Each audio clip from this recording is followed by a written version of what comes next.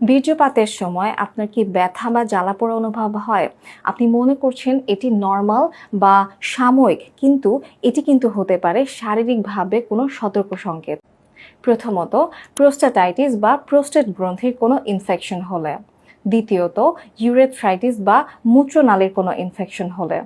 তৃতীয়ত, কোনো sexually transmitted disease বা যৌনবাহিত কোনো রোগ হলে, যেমন গনোরিয়া, সিফিলিস বা ক্লেমাইডিয়াল কোনো ইনফেকশন হলে। চতুর্থ, ইজাকুলেটরি ডাক্ট অবস্ট্রাকশন, বীর্য নিঃসরণের পথে যদি কোনো বাধাপ্রাপ্ত হয় তাহলে।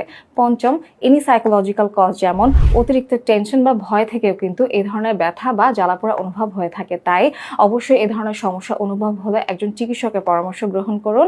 আশা করছি আপনারা ভালো থাকবেন। দেখা হবে নেক্সট কোনো ভিডিওতে আবারও। ধন্যবাদ সবাইকে। পরামর্শ উপকারী মনে হলে লাইক, শেয়ার, ফলো ও সাবস্ক্রাইব করুন। Visit free.